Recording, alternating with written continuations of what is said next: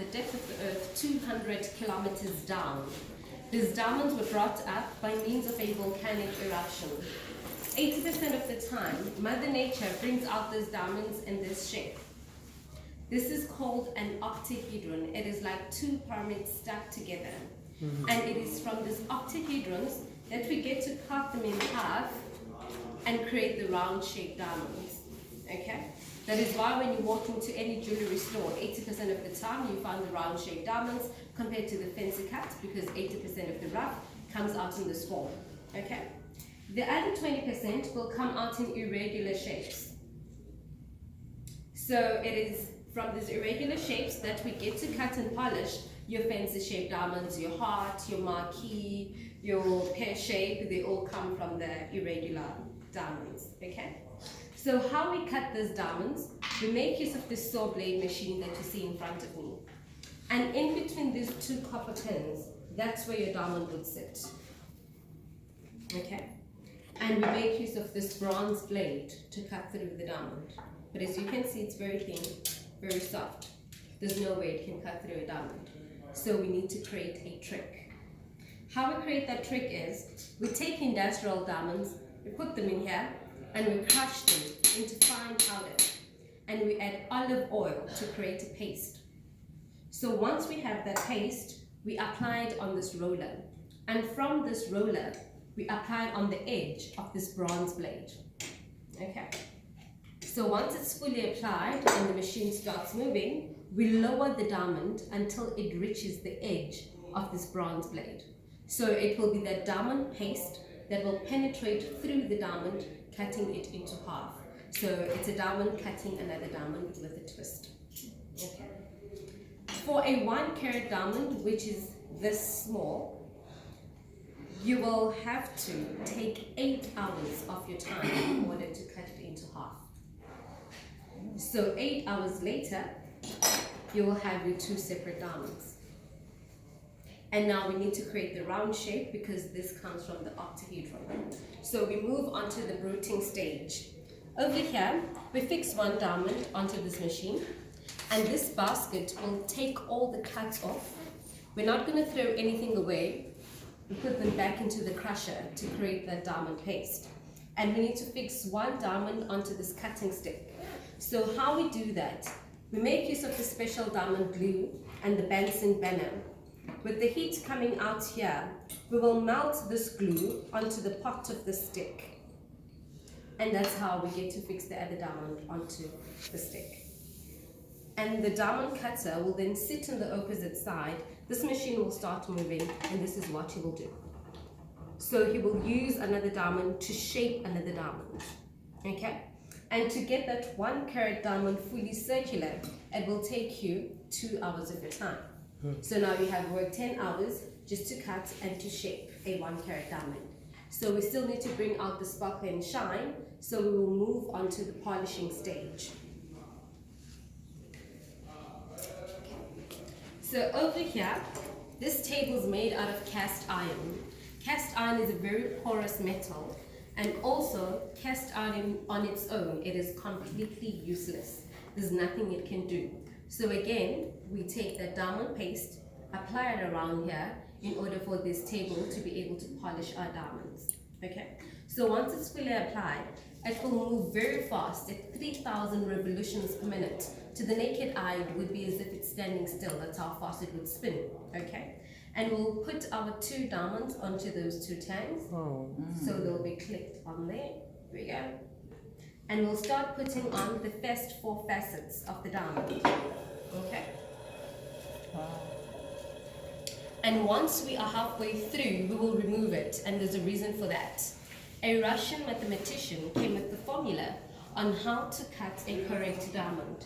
He said at the angle of 41 degrees, your light will go in, go back up, creating maximum reflection. So not only do you get the sparkle and shine from the polishing, but also from the angle that the diamond is cut at. Okay? So is it the cut that makes a diamond, one diamond sparkle more than another? Correct. It's the cut. It's the cut. Because should you cut deeper than that 41 degrees, you'll lose on your reflection. So that means it won't be as sparkling as a 41 degree Not the ideal clarity, cut not the diamond. color, but the cut. Correct. Okay. So we use this object to check if we are cutting at that 41 degrees, and this is what we do. Okay. The light is going in, going back out. We're seeing sparkles coming out. So that means we do have that 41-degree angle. So we'll continue putting on 58 more facets onto this 1 carat diamond, and that will take you an additional 8 more hours of your time. So now you have worked 18 hours just to cut, to shape, and to polish a 1 carat diamond. The bigger the diamond, the more time you will spend. Exactly. Just to give you a clear indication how long you can take on a bigger diamond, this one over here,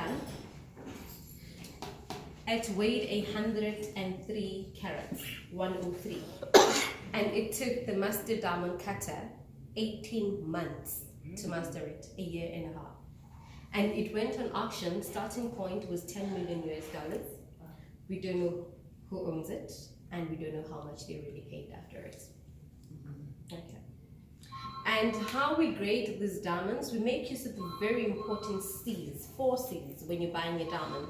The first C is your cut to that 41-degree angle, light goes in, goes back up, it creates the maximum reflection.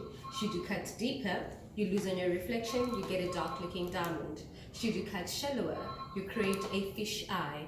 And these 2 diamonds go 30% below the market value of that ideal cut diamond. Okay? And the next C will be the color. Because diamonds are made out of pure carbon, their natural color is colorless. But during that crystallization process at the belly of the earth, if a different mineral interrupts that process, and 90% of the time that is nitrogen, so you'll find a faint yellow on your diamond. Okay? And those faint yellow diamonds are cheaper than your colorless diamond. Okay? But if that yellow becomes strong, like that one over there, it is now called a fancy color diamond. And fancy color diamonds are rare. We mine 1 fancy color diamond out of 10,000 diamonds mined. So now, that fancy color diamond exceeds the price of that colorless diamond. Oh. So it's either you don't want to be in between, you want to be on this end or that end. Okay? And the second last C will be the clarity. Those are flaws made by Mother Nature on your diamond. There's nothing we can do.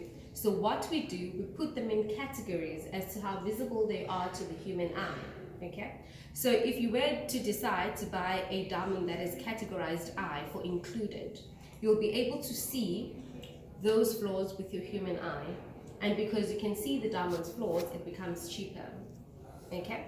But if you do decide to buy a diamond that is categorized VS, which is very small inclusions, or a VVS, which is very, very small inclusions, you cannot see anything with the naked eye. Even if I were to give a magnifying glass, you wouldn't be able to detect it. You need a special trained eye. Okay? And then you will have your internally flawless diamond, which doesn't have any flaws at all, and obviously that will be much more expensive, exceeding the other categories that I've told you. Okay?